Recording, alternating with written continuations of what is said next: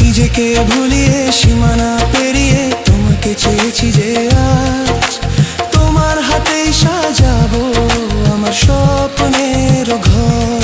আমি তোমার প্রেমে পড়ে দুনিয়া ভুলে গেছি।